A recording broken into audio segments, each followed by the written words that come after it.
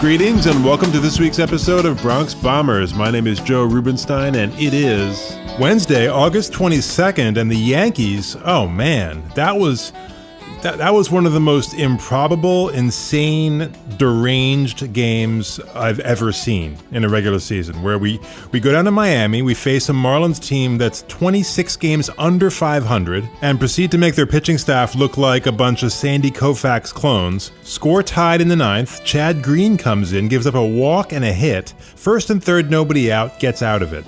2 innings later, A.J. Cole loads the bases, nobody out, gets out of it. The Yankees finally score their second run of the game in the top of the 12th. In comes Chapman, who walks the first guy he sees, of course, then motions to the dugout to come out of the game, of course. So here we go with another possible trip to the DL. This team is just one thing after another, on top of which Robertson must be hurt or sick because Boone, doesn't ever bring him into that game last night. So in the bottom of the 12th, in comes Tommy Kahnle, who has been nothing short of awful all year long. And the dude is throwing strikes. He brings the heat. And that man on first that Chapman walked decides to run. And Kyle Higashioka ends the game with a caught stealing. Honestly, I looked at the replay a couple times and he looked safe to me. I mean, I'm not crying about it, but this may be a case where the second base ump and then the replay dudes in New York were just like, you know what, it's late, I'm hungry, let's call this one. But no matter, the Yankees pull a crazy win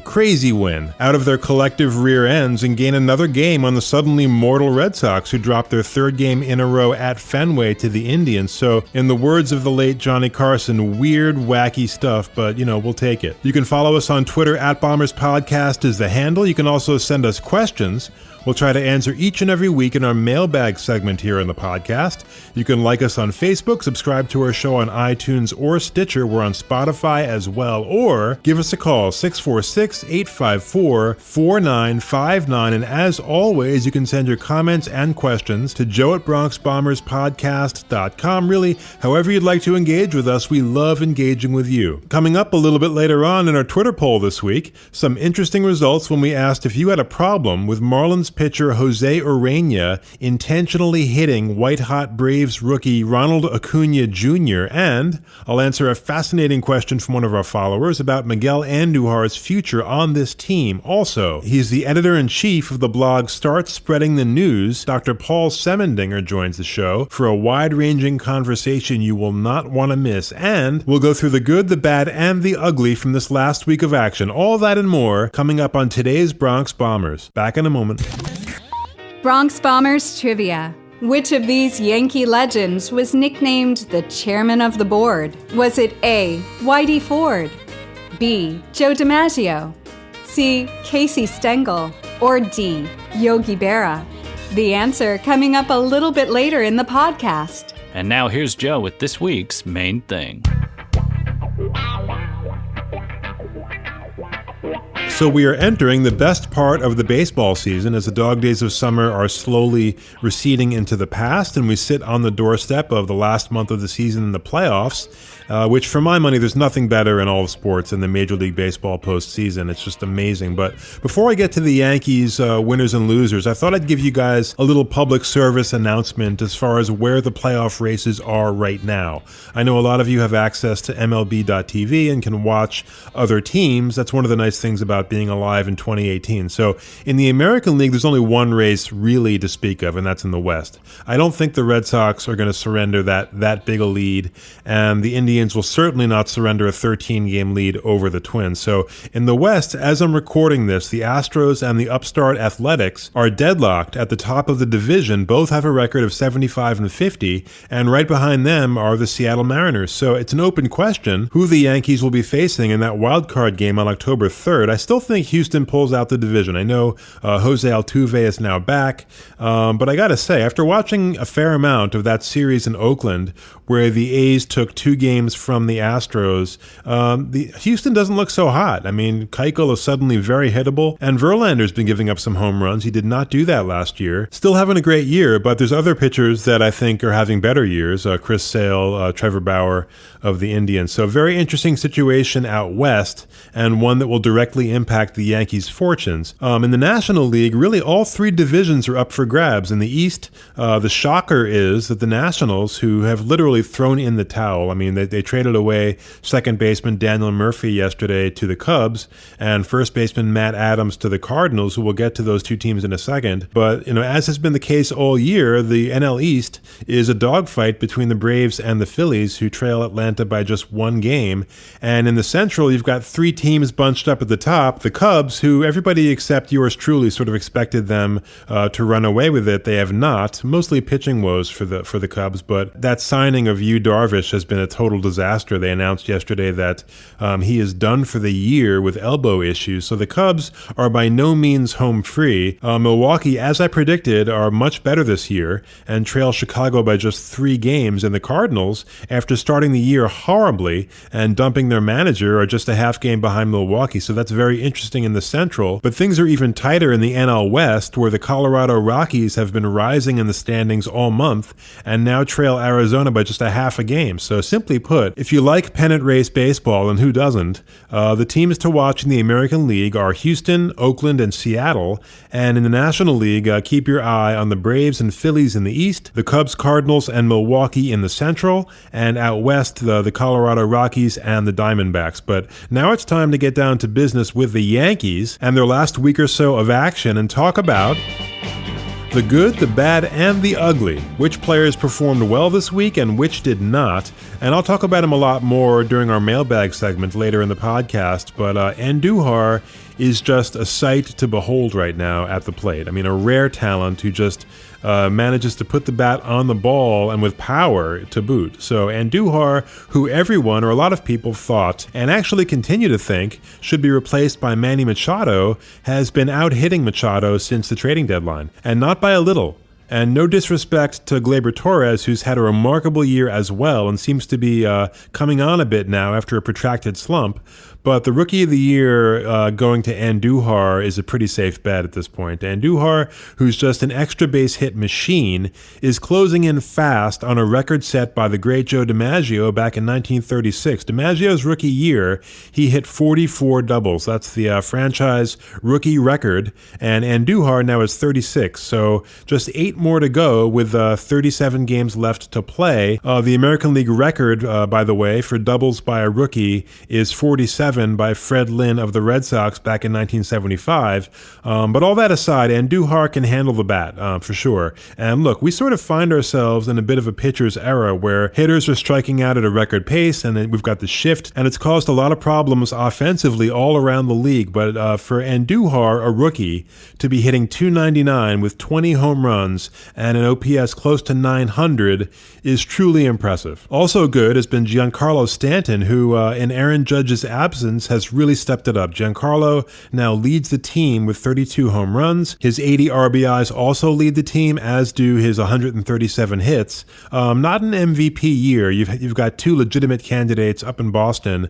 I'm hearing that Mookie Betts is still the favorite. Honestly, I think J.D. Martinez is just as scary, but Stanton has had a great week or so, played a big part in that sweep of the Blue Jays over the weekend. Giancarlo hitting .391 over the past 7 days with 2 monster home runs, 4 doubles, 4 singles, and 3 walks. On the pitching front, we've seen continued excellence from both of our recently acquired starters, Happ and Lynn. Lance Lynn had 1 bad inning against the Blue Jays, roughed up for 4 runs in the first, but settled down after that, and he takes the hill tonight against Trevor Richards down in Miami as we go for the sweep. And Happ has been absolutely magnificent. I mean, this might sound crazy, but with Severino faltering lately, Happ could be emerging, at least for now, as the ace on the staff. Happ has been basically untouchable in pinstripes. In fact, he's the first Yankee pitcher since David Cone to win his first 4 starts as a Yankee, and his ERA in pinstripes is 2.22. He's not the kind of guy that's going to blow you away with electric stuff, but he's got great command, and what I love, he's always around the strike zone. So shockingly, who Aaron Boone starts in that wild card game on October 3rd is suddenly, an open question.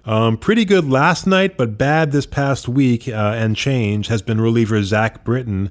Britton just has not had it so far as a Yankee, and it could very well be that he's still recovering from surgery, but he just seems to lose the strike zone at the drop of a hat. You never, get the sense that he really knows where any given pitch is headed, and in his 9.1 innings in pinstripes, Britton has a 5.79 ERA and 6 walks, so not good. But again, he pitched a scoreless inning last night, actually one of several members of our bullpen who shined in last night's game. I mentioned the Houdini acts pulled by Green and Cole, but Dellin Betances once again was dominant, as was Jonathan Holder, who I think opposing batters are hitting something like 209 against. So we'll see what the problem is with Chapman and Robertson, hopefully not serious, but despite all the injuries, and this has been just an insanely injured year. I mean, Judge with the hand fracture, Sanchez with the groin, you had Didi now with the heel, Torres with the hip, you had Drury with the migraines.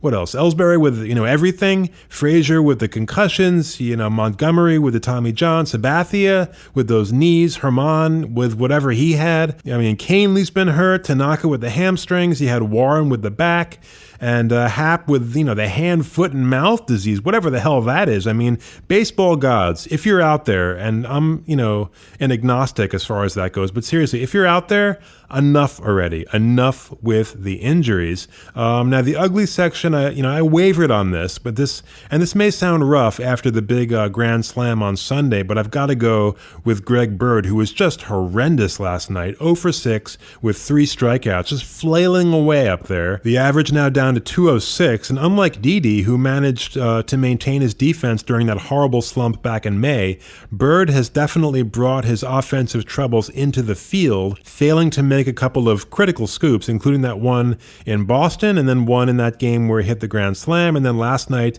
missing a throw from Neil Walker at second base. It was a bad throw, but Bird just set himself too early and leaned the wrong way, and that could have cost us the game. But, as I've said all along, this is very much a make-or-break year for Greg Bird. And just as a side note, look, what a player does on the field is about 1,000,000 times more important than what they say to the media. Make that 1,000,000,000. But when Greg Bird was asked about his slump the other day, he said, quote, "I'm just proud to be playing. This is the most games I've ever played in a season," unquote. No. Just a baffling, tone-deaf response. Not a great deal of self-awareness shown by Bird right there. Last episode I talked about getting back to playing Yankee baseball, to getting back to that winning Yankee mentality, and these sorts of remarks where a guy who's been slumping horrendously and has been shaky defensively as well, a guy who makes your average snail look like a speed demon, just kind of grinning there with the media and giving himself a participation trophy, basically. Yeah, I'm hitting 206, but at least I'm not injured. That's not a good look. That's not a good look at all. I mean, for the 1,000th time this season, after hearing that, George Steinbrenner is trying with all his might to rise from the grave and, either strangle or fire somebody. But, Greg Bird, he has talent. I mean, he has power. He just needs to show it consistently, like a lot more consistently. And as I've said before, if he makes a major impact in the postseason, as he did last year, all will be forgiven. But if he doesn't, the Yankees need to make a move. Back in a moment.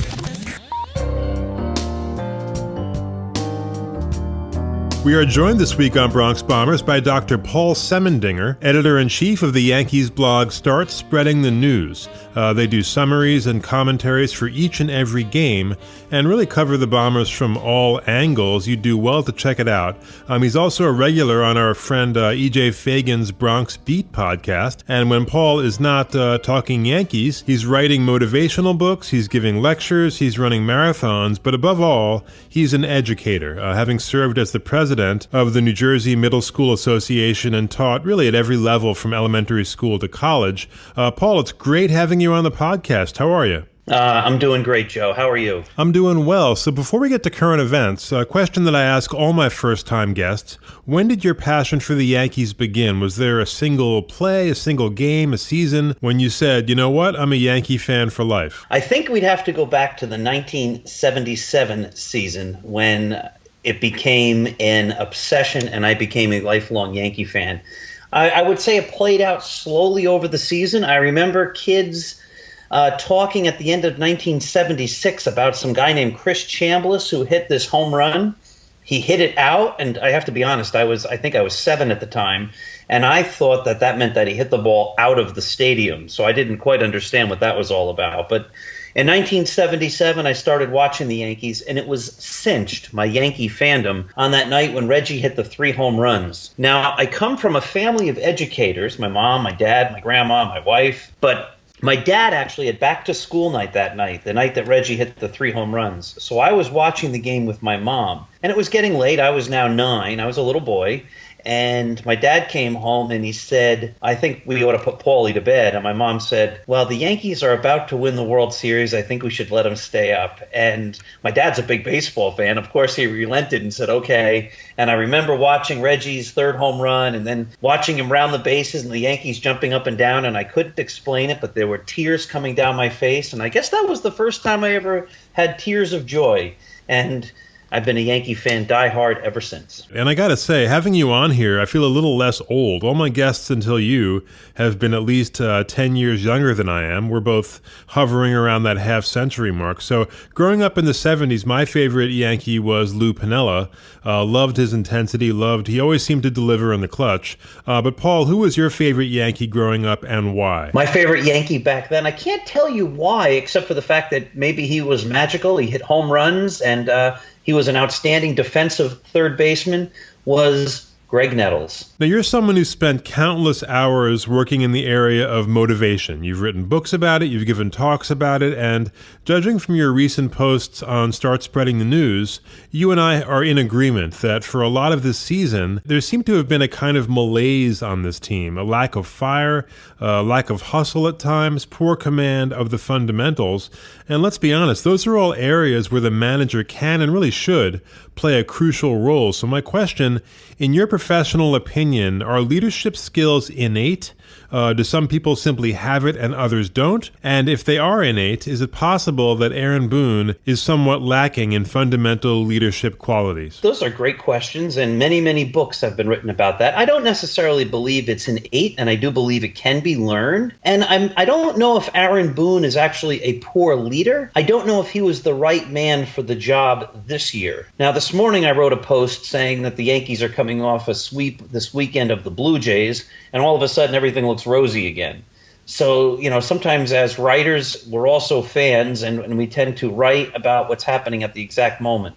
But my concern with Boone from the very start, and I wrote about this the day they hired him, was that he has no experience of any sort ever managing or coaching at any level. So when they hired him, I had more experience coaching than he did because I coached a Little League baseball. And believe me, you don't want me managing the New York Yankees. But nobody knew what he was going to do. And I just had the sense that if they were going from a guy who was really a taskmaster like Joe Girardi, if the move was going to be to someone who was going to be more of a buddy-buddy guy with the players, that there wouldn't be this level of seriousness and the fundamentals wouldn't be stressed.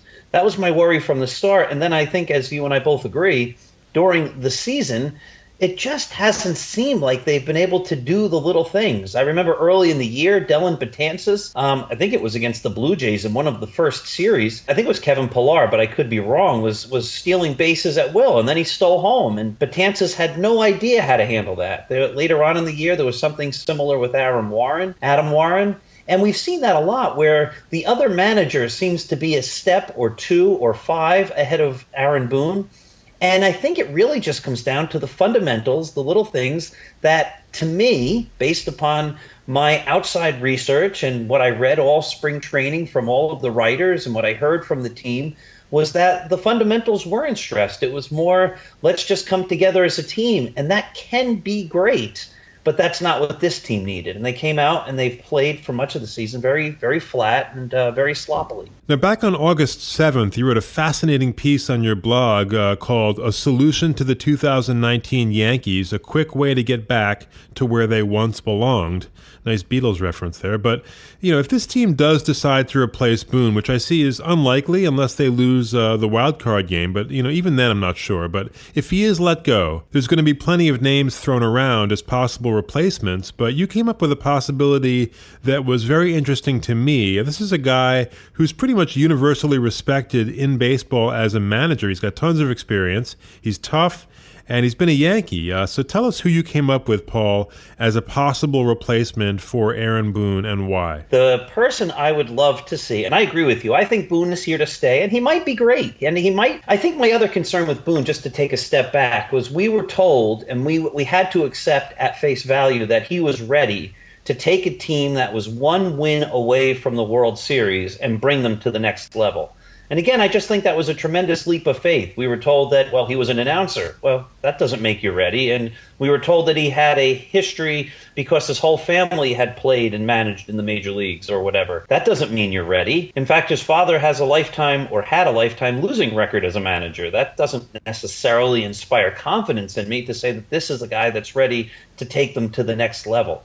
People do learn and they do grow. We were told that there wasn't going to be any growth this year, that he was ready to take over immediately. But there could be a great chance that next year he does a better job and that he realizes where his mistakes were and that he runs a tighter camp in spring training and he gets these guys really focused. But anyway, all that aside, the person who I would love to see replace him, if they were actually going to do that, would be Buck Showalter. He is probably the most or one of the most respected managers in the game. He is a guy who tends to get players to overperform and his teams to overperform. He is a type of guy that's doing the exact things that I've criticized Boone for not doing, stressing the fundamentals, understanding the rules. There was a game this year, and I forget the specifics, where Buck Showalter came out and talked to the umpires about a rule that even the announcers weren't aware of. And you could tell that everybody was researching it, and then they're like, he's probably arguing whatever the point was. And he's always like that. He's always a step ahead. Other teams would immediately say, wow, the Yankees are ready. They have got a guy guiding the team who knows how to win. He knows of all the little nuances about winning. And, there's also a little part of my heart that I felt bad for Buck Showalter when he was let go after the 1995 season. And then Joe Torre was brought in, and we all love Joe Torre, and he did a great job. But Buck Showalter's been he seems to leave, and then the year after he leaves, the team goes all the way.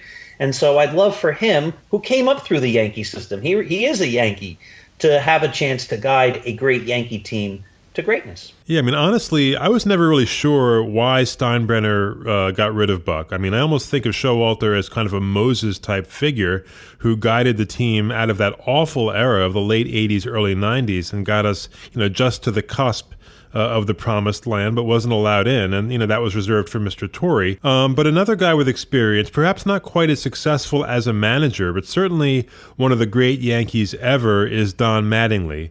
So, Paul, any thoughts on whether or not Don might be a good choice if the Yankees decide to replace Boone and pass on Buck? Don Mattingly is Don Mattingly. And here's I love him. Somebody once asked what my favorite spring training experience was. I only went once. It was the year that A-Rod became a Yankee. It was the opening day of spring training, and the thing that really touched me the most was Mattingly was a coach on the team, and watching him have a catch brought back my childhood. It was just magical. So Don Mattingly holds an unbelievably special spot in my heart. I love him. And I think because of that, I don't want him ever to manage the Yankees, because I don't want to be critical of Don Mattingly.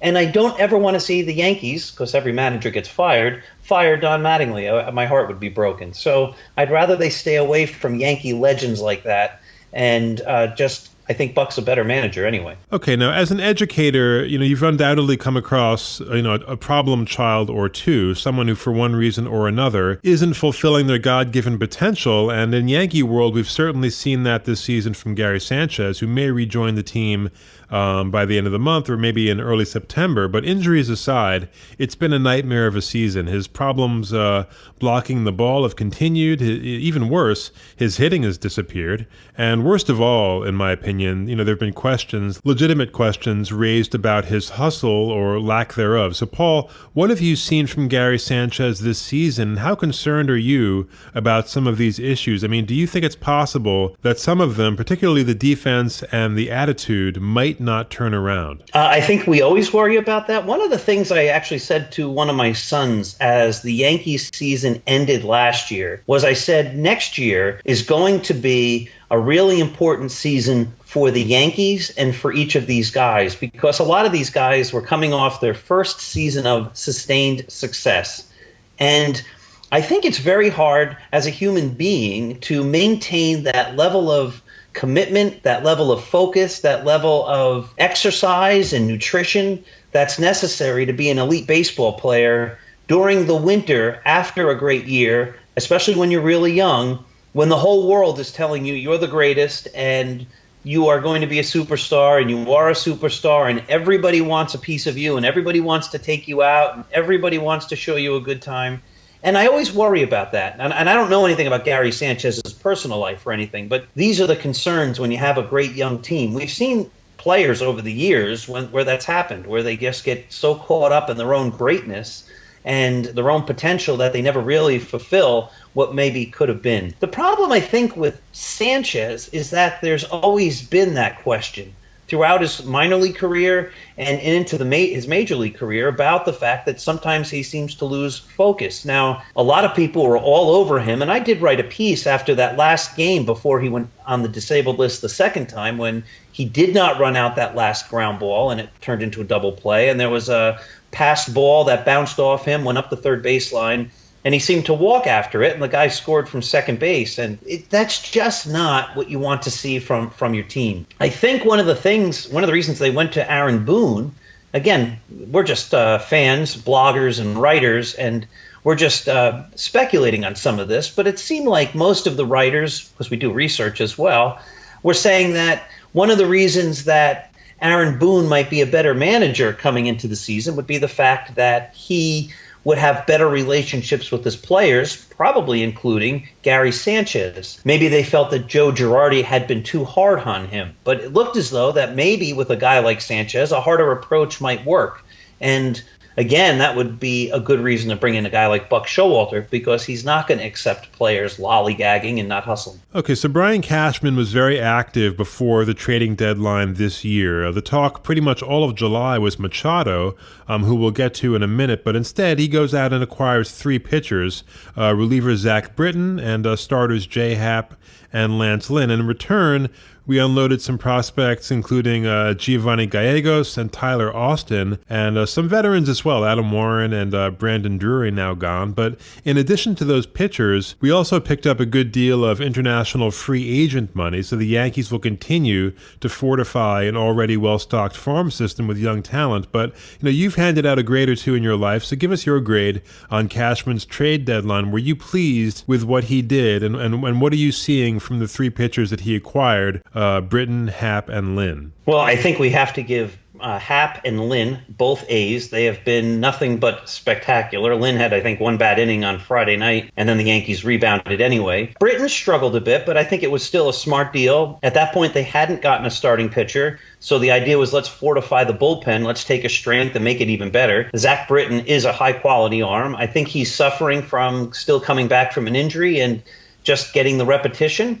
But I'm very happy with all three of them. I'd give them all. I think when you grade a trade, you have to go by what it is at that moment, too. Sometimes we look at it years later and say, well, this didn't work out. But at the moment, all three deals made a lot of sense. I think two out of the three are actually working out extremely well. That's Happ and Lynn. And I think Britain should and will come around. So for those, I give them an A. I'm not sure if you're going to ask what the next question would be. Do the Yankees as an organization get an A for their trade deadline work? And I would say no, because I'm very concerned about the fact that they did not address the fact that their outfield is very, very, very shallow and very weak due to the fact of numerous injuries. Now, a number of Yankees this season have defied expectations, some positively, as in the case of Jonathan Holder, Dellin Betances. Certainly Miguel Andújar has soared above the already high ceiling that people had set for him, at least offensively, but some negatively. Tommy Kahnle seems to have fallen off the map. Greg Bird, although he did have some big hits this weekend, including that grand slam on Sunday, but he's underperformed. Sanchez, we talked about. A couple of other players, Severino and Gleyber Torres, had hot starts but seemed to be slumping. So it's been a kind of a weird year where the whole team has never really gelled at the same time. So with all the problems we've seen crop up on this team at various times this year, are you still holding out hope that 2018 could end with a parade in the Canyon of Heroes? And if we are to win it all this year, what needs to change on this Yankee squad most of all? Oh, those are two great questions. This is fun. I thank you so much for having me, by the way. As long as you can make the postseason, it's anything can happen in the postseason. Can the Yankees win a wild card game? Of course they can. And can they then win any playoff series? Of course they can do that as well. I have no doubt that if they can make it to that wild card game, I don't like the one-game playoff, but anybody gets hot at the right moment, you could go all the way. From the Yankee fan sticking it to the Red Sox fan aspect, that would be beautiful because the Red Sox seem to have a historically great team. Wouldn't it be something if the Yankees knocked them out of the playoffs along the way of winning their own World Series? That would be phenomenal. So can they do it? Sure. Anything can happen. In order for it to happen, I think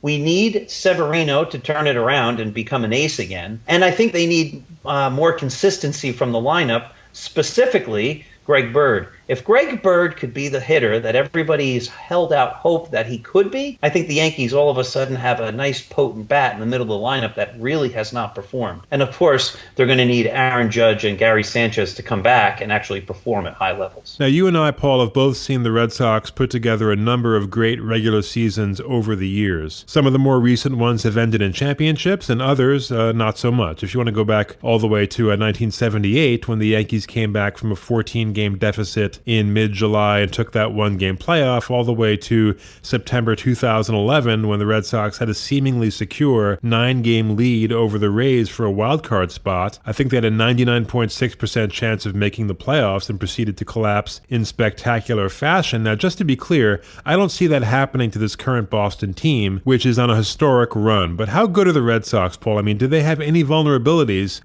whether it's the bullpen or simply the postseason expectations, which by now have to be sky high? I think everything you said is absolutely correct. And sometimes you just have a magical season, and the Red Sox seem to be having that. One of my biggest concerns way back in 1998 when the Yankees had their magical run, and you even heard it from the players themselves, was this sense that while they had a great regular season, were they going to make it somewhat meaningless by not performing throughout the playoffs and winning the World Series? That then happened a couple of years later to the Mariners when they set the record for the most amount of wins ever in a regular season. They didn't make it to the World Series, and they didn't win the World Series. So it becomes somewhat of an empty victory. So can that happen to the Red Sox? Yes. I think that the samples are so small that anything can happen in the playoffs. We've seen players who are not great perform unbelievably well. We've seen great players perform poorly. That's because you're only talking about 3 to 5 to 7 games over a period of a week or two. And, if the right team gets hot at the right moment, or a player gets hurt, or any number of factors happening, that anything can happen. And so, the Red Sox have the vulnerability of just being a regular team full of regular human beings who are going to be playing high-pressure games, and you don't always win them. Okay, final question. Whatever happens over the next few months, there's going to be big changes this offseason,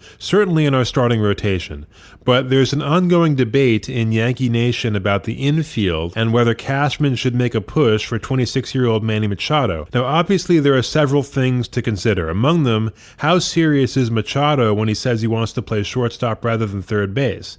If he is serious, are the Yankees willing to part with Didi, or if Machado's more flexible and he's willing to play third base, where his defensive numbers are actually much better, what's to be done with Andújar, who I think the Yankees absolutely must hang on to unless we're able to trade him for a pitcher at the level of Jacob deGrom. But what would GM Paul Semendinger do with the infield next season? And for the sake of this hypothetical, let's say Machado is flexible about what position he'd play. All right. I think I'm in the minority on this one. I am a big believer in Andújar. I love it when teams build from within and then supplement those players from within with great players from the outside. I think that's what the Yankees have done really since the very beginning. And so I want Miguel Andújar playing third base for me. Manny Machado is a generational talent. To say that you don't want him, I think, is somewhat foolish. But I don't want him if he wants to play third base, because I really would love to see Andújar stay there. And I'm a big Didi Gregorius guy, so I don't want to see him go. I don't really think you want to move either Andújar or Machado to first base, so I don't really see where Manny Machado fits. Secondly, and I think this might be where one of the weaknesses on this Yankee team comes true and comes to fruition this year, is the Yankees historically have been built upon solid left-handed pitching and solid left-handed batting. And the Yankees really this year have not had great left-handed batting. Most of their big-time hitters, Andújar, Torres, Giancarlo Stanton, Aaron Judge, and Gary Sanchez, they're all right-handed hitters. If I'm designing the team, what I have to do is I want to try to get somebody into that lineup who's a big bat, who bats from the left side. And so what I would instead do is I would address that need by signing Bryce Harper. Interesting. So would you then make Brett Gardner your backup left fielder and put either Judge or Harper in left? I love Brett Gardner. He's been a Yankee for a long time, and you know, you want to reward that. So I think what I would try to do is maybe restructure his deal, because I think he has a $1 million buyout or a $10 million option. I'm not 100% sure of those numbers, but somewhere in those ballpark. And I think instead I'd say, tell you what, we'll give you 2 years for $15 million or $14 million, and he would be the reserve outfielder. And I think I'd stick Harper in left or Judge.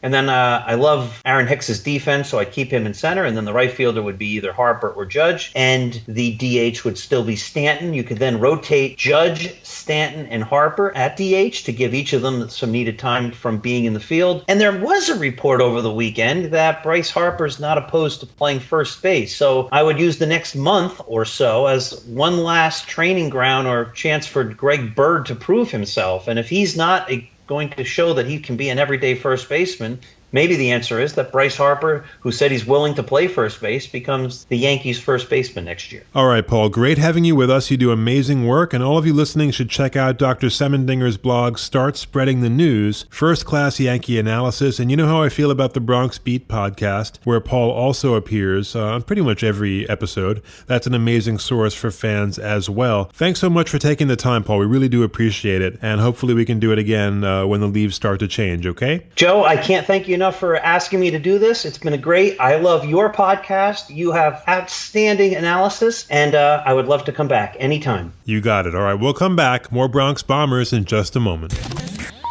And now the answer to today's Bronx Bombers trivia question. Which Yankee legend was nicknamed the chairman of the board? The answer? A. Whitey Ford. And now here's Joe with this week's Twitter poll. Yes, this week's Twitter poll results are in. We asked you this. Do you have a problem with José Ureña of the Miami Marlins throwing at rookie Ronald Acuña of the Braves just because Acuña is a hot hitter? And 91% of our followers on Twitter at Bombers Podcast said yes, they did have a problem, and only 9% said no. So for those who didn't follow this, Acuña has been a man on fire all season, but especially recently. I mean, leading into that game 1 week ago when he was hit by Ureña on the left elbow, he had hit a home run in each of his previous 8 games, and in his previous 3 meetings with the Marlins, he'd had a leadoff home run in each game. So I talked this guy up on this podcast during spring training as the odds-on favorite for National League Rookie of the Year, and he's living up to the hype and then some. And, you know, his reward for all this excellence is to get hit by a 98-mile-an-hour fastball by this moron, José Ureña, who, after he hits him, stares him down, then throws his arms up in the air, challenging the Braves to come after him. There's no question whatsoever that it was intentional, and Braves manager Brian Snitker was absolutely furious, and rightfully so. And no, Acuña hadn't been doing any bat flips, he hadn't been showboating after the home runs. None of that. I mean, not that that would have justified it either.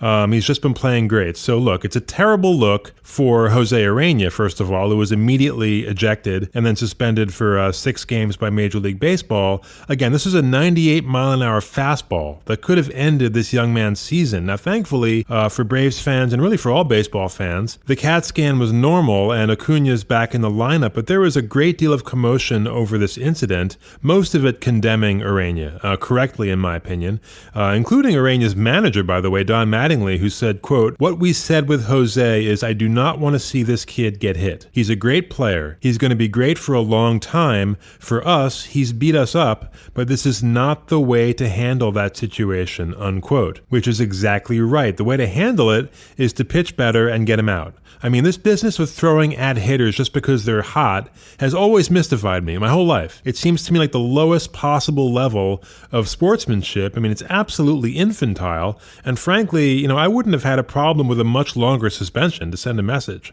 I mean, the Marlins are out of it anyway, but incredibly, Ureña had defenders, including a guy I've always enjoyed as a player first and now as a broadcaster, Keith Hernandez, and another guy who, while entertaining at times, I've always thought of sort of as a bully and a blowhard, radio personality Mike Francesa. So let's start with Hernandez. His initial remarks, which he made during a Mets broadcast that same night that Acuña was hit, were, quote, and he's referring to the Marlins here, "You've lost 3 games. Acuña's hit 3 home runs. You gotta hit him. I'm sorry, people are not going to like that. You've got to hit him. You've got to knock him down. I mean, seriously, knock him down if you don't hit him," unquote.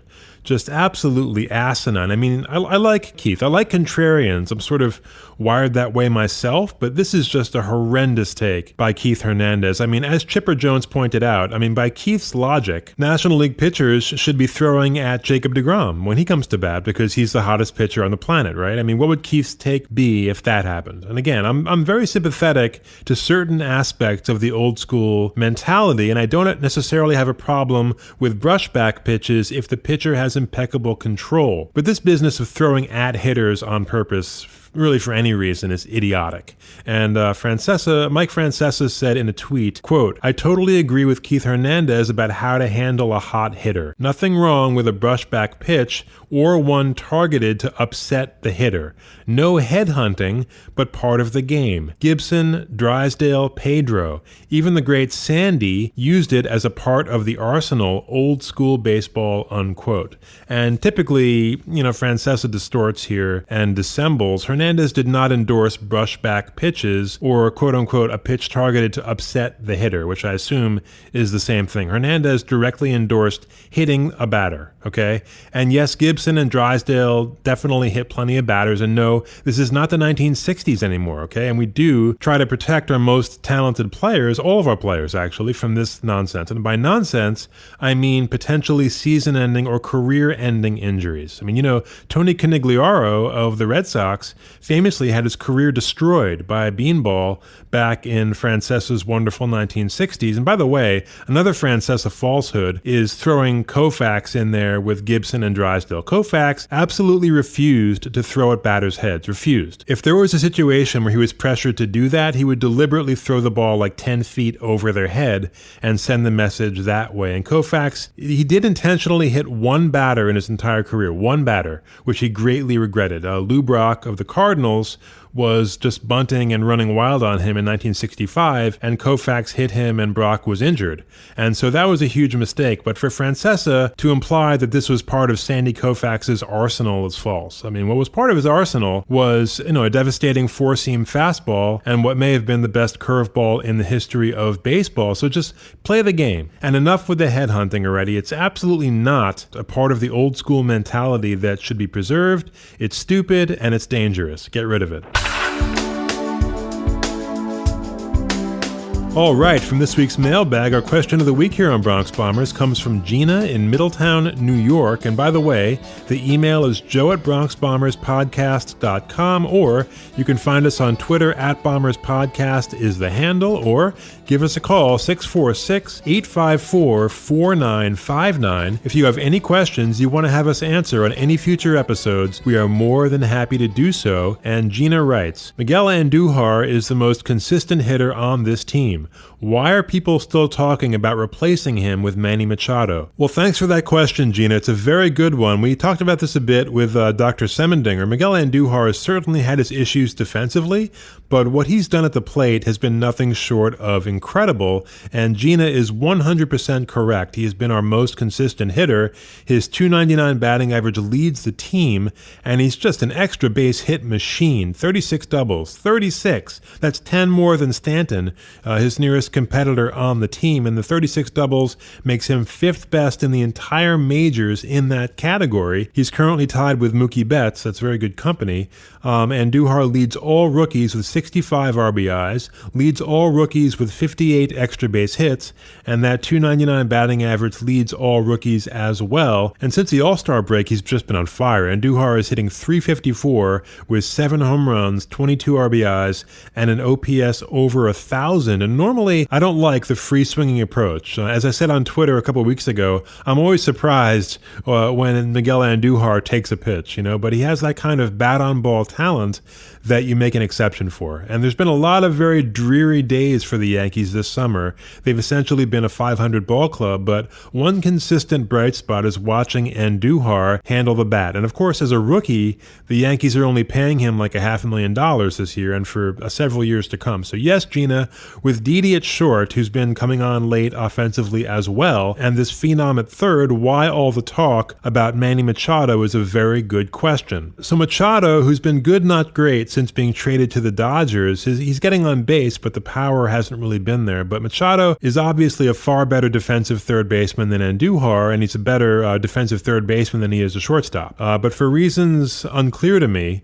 he's declared that he wants to play shortstop for the rest of his career. So sure, the Yankees could move Didi, who will be in the final year of his contract next year, and slot Machado in there, or they could try something a little different. And this is something I think they should seriously consider. Now keep in mind, this would only work if Machado is flexible defensively, and so what I'd like to see the Yankees think about is keeping Didi at short, sign Machado to play third, and either trade Bird or keep him as a backup and move Andújar across the diamond and have him start at first base. I know it sounds a little weird, but I just don't see moving Andújar unless it's for like a DeGrom type pitcher, and most of his defensive problems, honestly, have been with inaccurate throws from third and glove transfers, which are much less of an issue, obviously, for a first baseman. And it's also a position that Cashman very wisely had Andújar play a fair amount of in the minors and during spring training. And last month, when there was a lot of talk that the Yankees might trade for Machado, Andújar was actually asked about it, and he did say he'd be willing to change positions for Machado. I mean, he's a rookie, so obviously it would have been strange for him to say otherwise, but look, as I've said many times on this podcast, with only 2 members of our rotation definitely coming back next year, Severino and Tanaka, Cashman absolutely must prioritize starting pitching this offseason, but Machado is a very attractive free agent. He's one of the very best hitters in the game, and certainly the best overall player in the upcoming free agent class. I think he's better than Bryce Harper at the plate. And given how inconsistent Greg Bird has been, I think if the Yankees decide to spend some money this offseason and bring in Manny in addition to starting pitching, they should definitely consider moving Andújar over to first. He's just too good offensively and too much of a bargain just to trade him away. But thanks, Gina. That's a great question.